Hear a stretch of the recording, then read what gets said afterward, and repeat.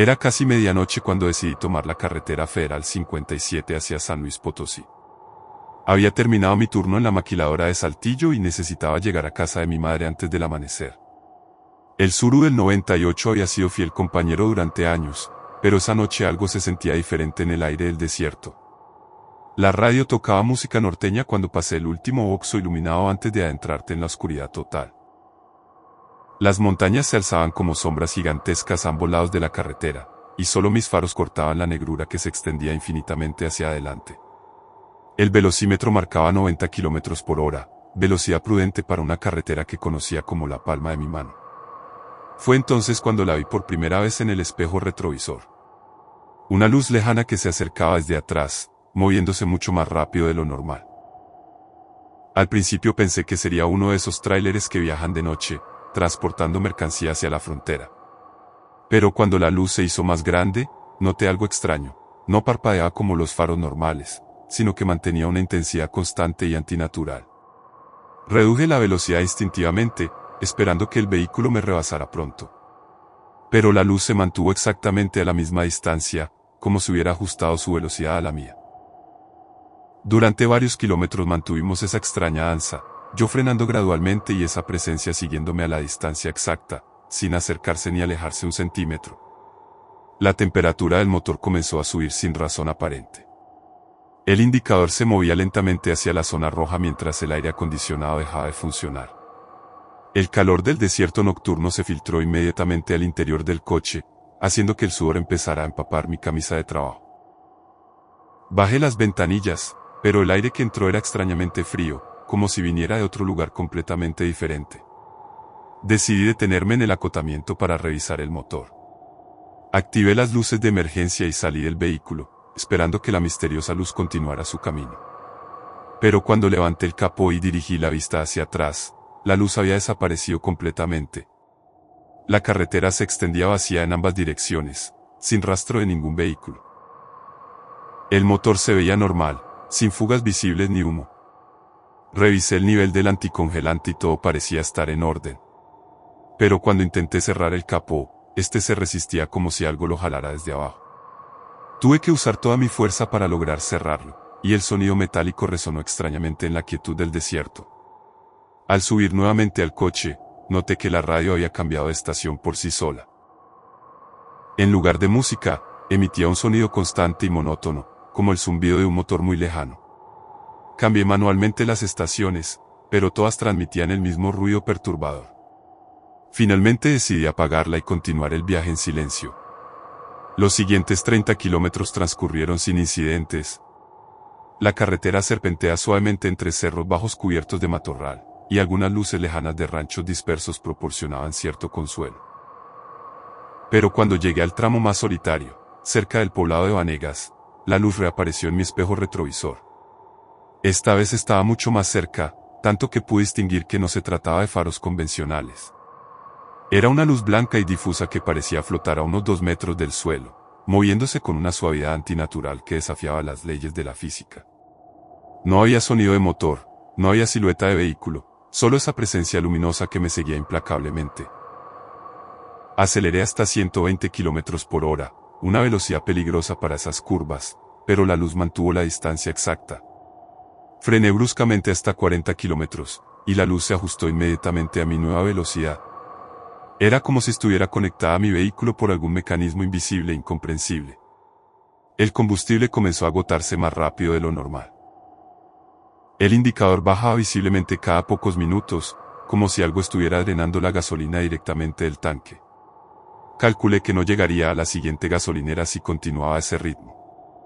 La angustia se apoderó de mí al darme cuenta de que podría quedarme varado en medio de la nada con esa cosa siguiendo. Fue entonces cuando recordé las historias que contaba mi abuelo sobre los caminos del desierto. Hablaba de luces que seguían a los viajeros nocturnos, de presencias que se alimentaban del miedo y la desesperación de quienes se aventuraban solos por las carreteras más remotas. Siempre pensé que eran cuentos para asustar niños, pero esa noche comencé a entender que tal vez contenían algo de verdad. Decidí intentar una estrategia diferente. En lugar de acelerar o frenar, mantuve una velocidad constante de 80 km por hora y comencé a rezar en voz alta, repitiendo las oraciones que me había enseñado mi madre en la infancia. Extrañamente, esto pareció tener algún efecto. La luz comenzó a fluctuar ligeramente, como si perdiera intensidad. Pasé junto a un pequeño santuario en el lado derecho de la carretera, uno de esos altares improvisados que la gente construye para recordar accidentes fatales. Sin pensarlo dos veces, me persigné con la mano derecha mientras mantenía la izquierda firme en el volante. En ese momento, la luz del espejo retrovisor se desvaneció gradualmente hasta desaparecer por completo. El resto del viaje transcurrió normalmente. El motor recuperó su temperatura normal, la radio volvió a funcionar correctamente, y el combustible dejó de consumirse a esa velocidad anormal. Llegué a casa de mi madre justo cuando el sol comenzaba a aparecer en el horizonte, pintando las montañas de tonos dorados y rosados. Nunca le conté a nadie lo que había experimentado esa noche. ¿Quién me habría creído? Pero desde entonces, cada vez que debo viajar por carreteras solitarias durante la madrugada, llevo conmigo una pequeña estampa de la Virgen de Guadalupe y mantengo siempre una oración en mis labios.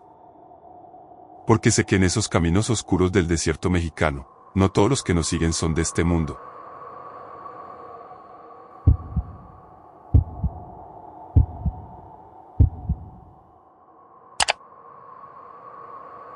Regresaba de Salamanca hacia Madrid por la 6 cuando decidí tomar la salida hacia Ávila para evitar las horas que habían estado complicando el tráfico durante semanas.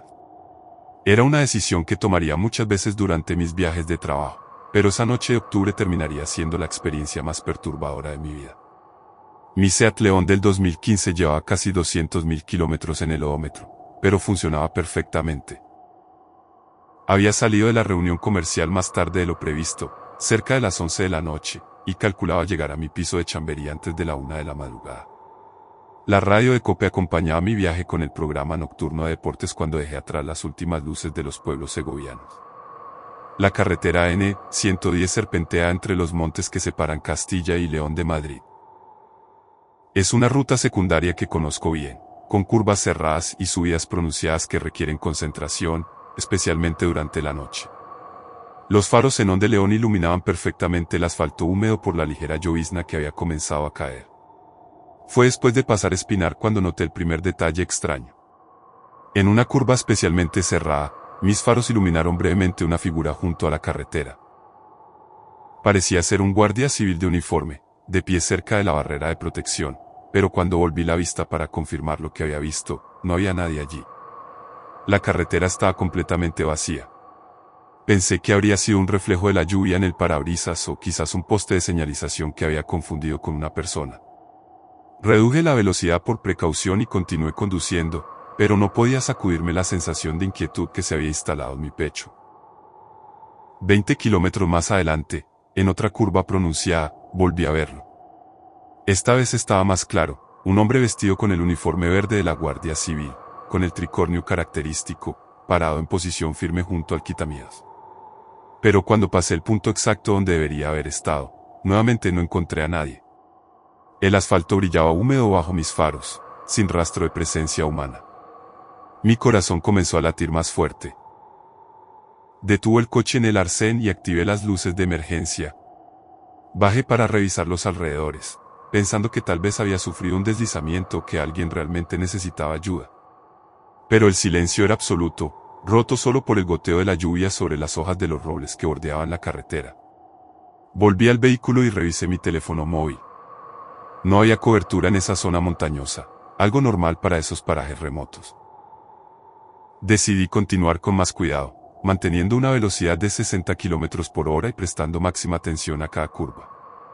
La tercera aparición fue la más perturbadora. En una recta larga que precede al descenso hacia Guadarrama, la figura apareció directamente en medio de la carretera.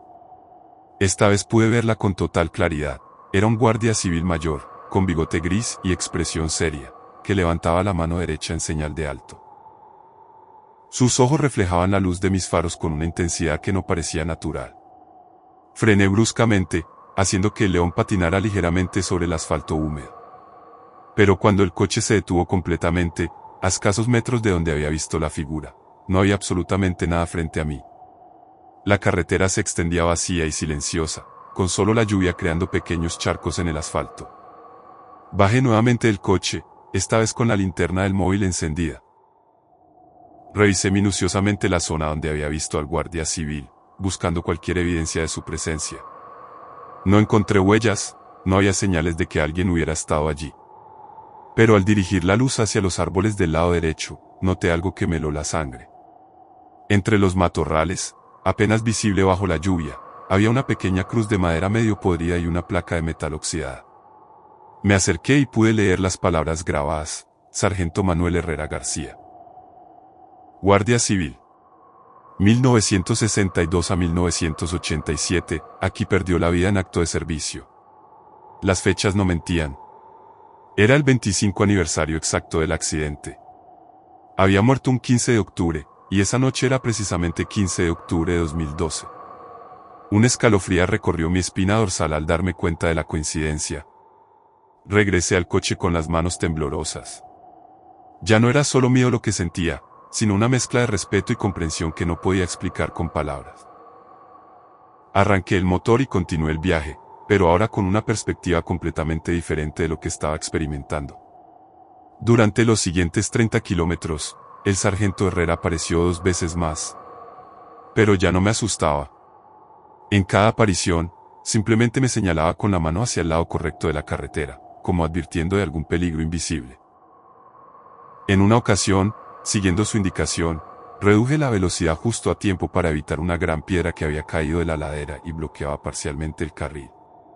En la última aparición, cerca ya de la incorporación a la M607, el guardia civil se acercó al lado del conductor.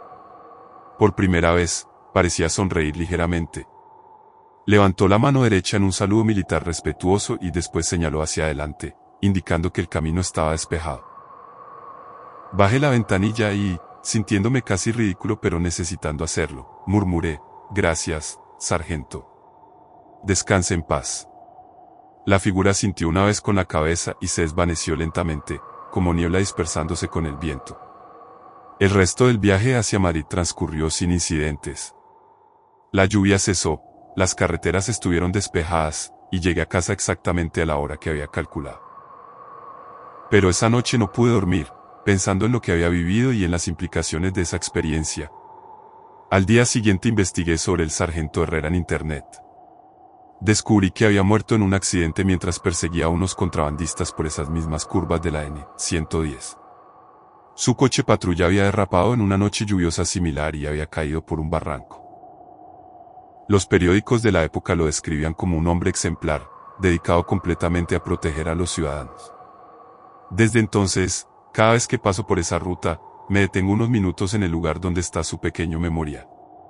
Dejo algunas flores cuando puedo, y siempre le dedico unas palabras de agradecimiento.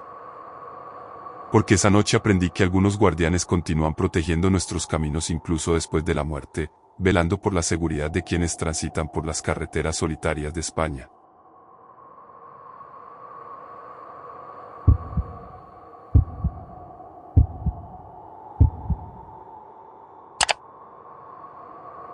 Salí de Guayaquil hacia Quito por la vía 35 pasadas las 10 de la noche, después de cerrar un negocio de importación que había demorado más de lo esperado. Mi Chevrolet Aveo del 2018 estaba cargado con muestras de tela que debía entregar en la capital antes del mediodía siguiente. Era un viaje que había hecho cientos de veces, pero esa noche de noviembre se convertiría en una experiencia que cambiaría mi perspectiva sobre lo que es real y lo que no. La radio Canela FM acompañaba mi trayecto con salsa y merengue mientras dejaba atrás las luces de la ciudad porteña. La Panamericana se extendía frente a mí como una serpiente negra que atraviesa las montañas andinas, y calculaba llegar a Quito alrededor de las 4 de la madrugada si mantenía una velocidad constante y no hacía paradas largas. El primer tramo hasta Milagro transcurrió normalmente. El tráfico nocturno era ligero, compuesto principalmente por camiones que transportaban banano hacia los puertos y algunos buses interprovinciales que cubrían rutas nocturnas. Los cultivos de arroz y cacao se extendían a ambos lados de la carretera, creando un paisaje monótono bajo la luz de los pocos postes de alumbrado. Fue después de pasar la troncal cuando comencé a notar algo extraño. En el espejo retrovisor apareció un par de faros que mantenía exactamente la misma distancia que yo, sin importar si aceleraba o reducía la velocidad. Al principio pensé que sería algún conductor con sueño que había activado el control de crucero, pero cuando reduje considerablemente la velocidad para permitir que me rebasara, el vehículo también disminuyó su marcha. Durante los siguientes 50 kilómetros mantuvimos esa extraña sincronización. Yo cambiaba de velocidad constantemente, pasando de 90 a 60 kilómetros por hora, pero los faros traseros se mantenían siempre a la misma distancia. Era como si hubiera un cable invisible conectando ambos vehículos, forzándolos a moverse en perfecta armonía. La preocupación se convirtió en alarma cuando intenté detenerme en una gasolinera Primax cerca de Azogues. Activé la direccional con suficiente anticipación y comencé a reducir la velocidad para tomar la salida, pero cuando miré por el espejo retrovisor, los faros habían desaparecido completamente. La carretera detrás de mí estaba absolutamente vacía, sin rastro del vehículo que me había estado siguiendo durante tanto tiempo. Llené el tanque y aproveché para estirar las piernas y comprar un café en la tienda de conveniencia. Le pregunté al despachador si había visto pasar algún vehículo en los últimos minutos, pero me aseguró que yo era el único cliente que había llegado en la última hora. Esto me resultó extraño, considerando que había visto claramente los faros siguiéndome hasta momentos antes de entrar a la estación. Al retomar la carretera, los faros reaparecieron inmediatamente en mi espejo retrovisor, como si hubieran estado esperando pacientemente mi regreso. Esta vez decidí intentar una estrategia diferente. En lugar de cambiar constantemente de velocidad, mantendría una marcha constante y observaría detenidamente el comportamiento de mi misterioso acompañante. El ascenso hacia Biblián me obligó a reducir la velocidad debido a las curvas cerradas y la pendiente pronunciada. Los faros traseros se mantuvieron a la distancia exacta, ajustándose perfectamente a cada cambio de dirección y velocidad. Pero lo más perturbador era que no podía distinguir la forma del vehículo. Solo veía las luces, flotando en la oscuridad sin silueta aparente. Fue en el tramo entre Azogues y Cañar donde la situación se volvió verdaderamente inquietante. Decidí detenerme bruscamente en el arcén para obligar al otro conductor a revelarse. Puse las luces de emergencia y salí del laveo, esperando ver pasar el vehículo misterioso o al menos identificar quién me había estado siguiendo. Pero cuando me volví para mirar hacia atrás, no había absolutamente nada.